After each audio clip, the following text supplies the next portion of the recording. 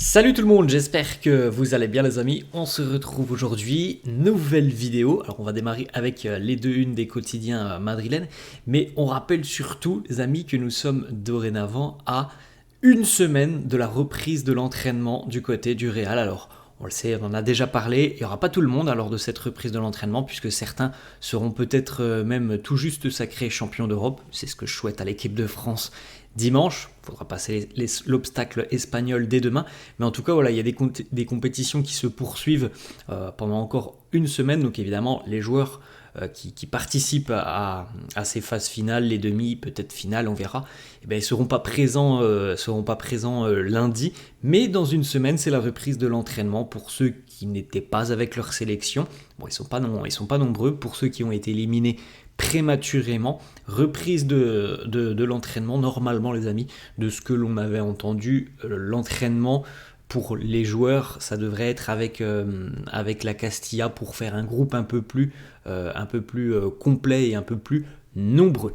La une du quotidien Marca qui titre à Paris, la sélection espagnole de basket est qualifiée pour les JO, victoire hier 86-78 face aux Bahamas. C'était lors du tournoi de qualification olympique, donc la sélection espagnole sera bel et bien présente aux JO. Alors on parle évidemment de basket.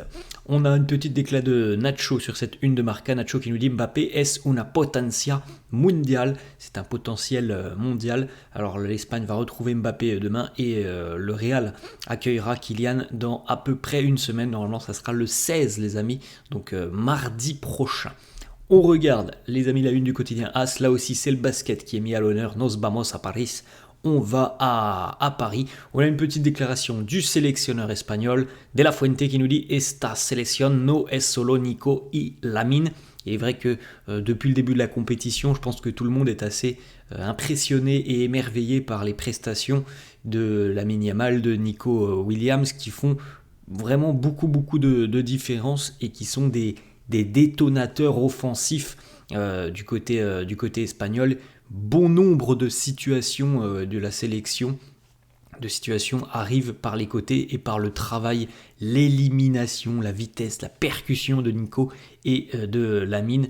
On espère que Didier Deschamps va trouver le plan pour contrer et parer aux deux ailiers qui sont en très grande forme sur cette Euro, même si bon, on va pas résumer la sélection espagnole à Nico et Lamine. C'est vrai qu'ils font quand même un boulot exceptionnel, mais il y a quand même un tout dans cette belle sélection espagnol. On enchaîne les amis avec cette date. C'était déjà il y a un an, jour pour jour, la présentation officielle d'Arda Güler. C'était l'heure des promesses. On attendait évidemment impatiemment de le voir débuter sous les couleurs du Real. Bon les amis, on connaît l'histoire. Maintenant, un an plus tard, il a fallu être patient avec Arda Güler puisqu'il y a eu malheureusement des retards avec des pépins physiques, mais on a pu apprécier notamment son talent quasiment tout au long de la seconde partie de saison où il a eu l'opportunité de se montrer au grand public, notamment sur la fin de saison, mais ça avait déjà un petit peu commencé début d'année 2024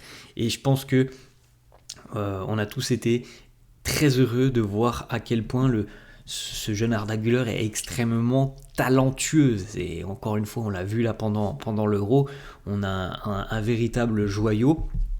La concurrence elle est rude du côté de Madrid, on le sait. Le temps de jeu il est cher, c'est pas facile d'aller décrocher une place, d'aller chercher un petit peu de temps de jeu. C'est tout ce qu'on lui souhaite pour la saison à venir, déjà un an donc pour Arda Güler du côté du Real. Le Real d'ailleurs l'a communiqué sur ses réseaux sociaux en rappelant cette date il y a un an et Arda est venu donc dans l'onglet des commentaires. Mi familia los quiero mucho, ma famille, je vous aime énormément.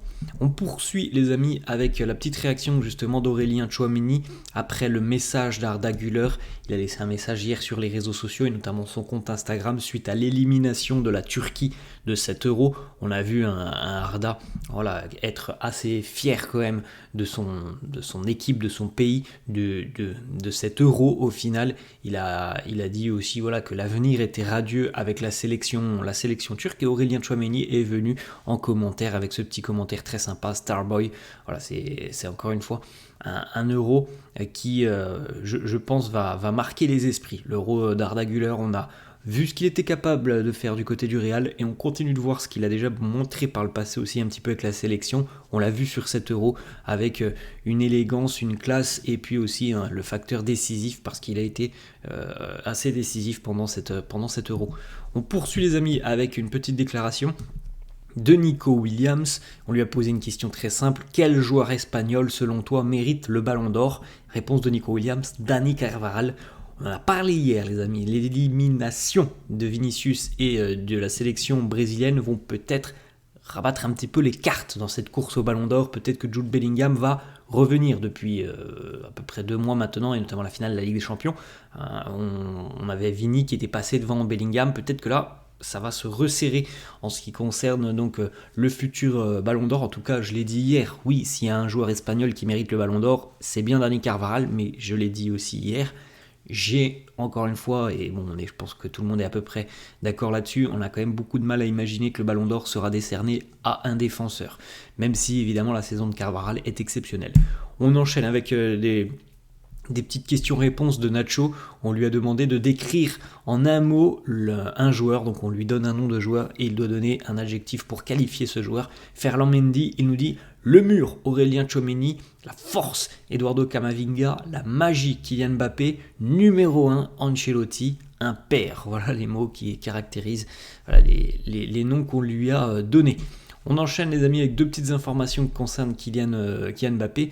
C'est le quotidien Le Parisien qui a tenté d'exprimer, de nous faire comprendre pourquoi Mbappé est moins bien sur cet Euro. Alors bon, on le sait, il y a un problème au nez, ça on le sait tous depuis le début de la compétition, mais si on met de côté ce problème au nez, il y aurait aussi visiblement des problèmes au niveau du dos pour Kylian Mbappé, qui pourrait expliquer aussi que physiquement, c'est pas du Mbappé à 100% que l'on a, et ce problème au dos, il date du match face au Canada, donc vous vous en souvenez, c'était l'un des 2 matchs amicaux juste avant le début de l'Euro où Mbappé n'avait pas pu jouer justement face au Canada, puisque il avait ressenti des gênes sur la précédente rencontre, puisque le Canada c'était le 2e match amical, et donc voilà, ça pourrait être aussi une explication, le nez, le dos.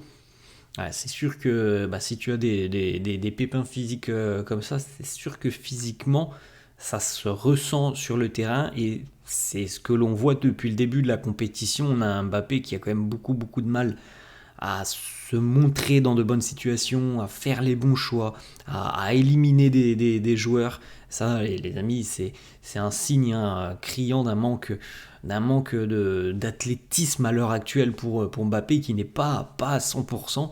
On en a bien l'impression, et pourtant on continue de l'utiliser parce qu'on sait très bien que un joueur comme Mbappé, sur un éclair de génie, ça peut faire une différence. Et c'est pour ça que Didier continue de le titulariser, malgré le fait que visiblement physiquement il ne soit pas en très grande forme.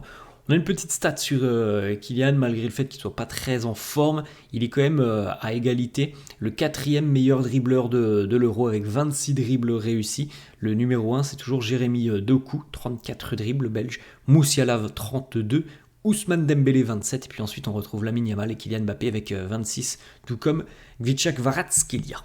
On enchaîne les amis avec la réaction de Pedri, le message de Pedri pour Toni Kroos, Toni qui lui avait envoyé un message en s'excusant tout simplement de l'avoir blessé, en lui souhaitant aussi un prompt rétablissement. La réponse de Pedri sur Instagram: merci Toni pour ton message, c'est le football, et ce genre de choses peuvent arriver, ta carrière et ton record resteront pour toujours, tu es un très grand joueur. Voilà le message de Pedri, plein de classe aussi, l'échange entre les 2 joueurs, et entre l'ex-joueur merengue et le jeune barcelonais. On a le long message aussi que l'on a retrouvé sur les réseaux sociaux: la fin de l'aventure, c'est fini. Voilà, Toni Kroos a remercié tout le monde sur les réseaux sociaux. Vous pouvez faire un petit arrêt sur image si ça vous intéresse. Moi je me suis contenté de lire le message avant, là, je ne vais pas vous le lire en entier, parce qu'il remercie absolument toutes les personnes qui ont fait partie de cette magnifique histoire de 17 ans de carrière. Il remercie évidemment les clubs, les supporters, les entraîneurs, les staffs physiques. Il remercie ses amis, sa femme, ses enfants. Il remercie le monde du football, ses coéquipiers. Bref, tout le monde y est passé et c'est un très joli message. Il remercie son frère. Voilà, bref, si ça vous intéresse, vous pouvez faire un petit arrêt sur image pour découvrir le long message d'adieu de Tony Kroos. On continue les amis avec voilà, une petite partie que je vous ai sélectionnée pour ces enfants où Tony nous dit merci à mes enfants d'avoir été ma plus grande source de motivation pour faire ressortir de moi le meilleur. Rien n'est plus important pour moi que de voir mes enfants être fiers de leur papa. On enchaîne les amis, petite information selon le quotidien AS. On n'a pas eu de confirmation pour le moment de la sélection et de la fédération brésilienne de football, mais la blessure subie par Rodrigo hier face à l'Uruguay ne serait pas sérieuse, heureusement, puisqu'on l'a montré hier, les photos les amis. La cheville elle était quand même restée au sol, on a l'impression que la cheville avait tourné, bon, ça semble pas très sérieux, donc c'est plutôt une bonne nouvelle pour le Real dans la suite dans l'approche de cette nouvelle saison qui arrive. On enchaîne, petite stat aussi pour Fede Valverde, il a disputé hier face au Brésil son 60e match avec la sélection uruguayenne, le tout à 25 ans, c'est déjà quand même très impressionnant, ça laisse augurer que Fede deviendra c'est déjà un très très grand joueur, et dans quelques années, quand il aura passé largement, je pense, le cap des 100 sélections, ça restera certainement une grande légende du football uruguayen. On poursuit, on a deux informations mercato de Fabrizio Romano sur le dossier Lenny Yoro. Le Real et Lille sont bel et bien en contact direct pour Lenny Yoro. Les discussions vont continuer dans les tout prochains jours. Le Real va essayer de comprendre et surtout de formuler une offre qui puisse correspondre aux attentes du LOSC. Certains médias annoncent déjà, les amis, que Lille serait en train de revoir à la baisse ses exigences. On rappelle que Lille demandait 60 millions d'euros, que le Real aurait souhaité offrir 40. Donc on serait déjà en train de baisser le prix du côté du Real. Évidemment, plus le temps passe, plus le Real est en position de force, puisque Lenny Yoro ne veut pas prolonger, et puisqu'il quittera le club gratuitement l'été prochain. Donc le Real est en position de force avec le LOSC et les discussions vont se poursuivre dans les prochains jours. Autre information de Fabrizio Romano qui continue de confirmer, il n'y a qu'une seule idée en tête pour Lenny Yoro, c'est le Real Madrid. Il est obsédé par le Real Madrid, il a fait passer le message aussi à ses agents. On ne parle avec personne sauf hormis le Real.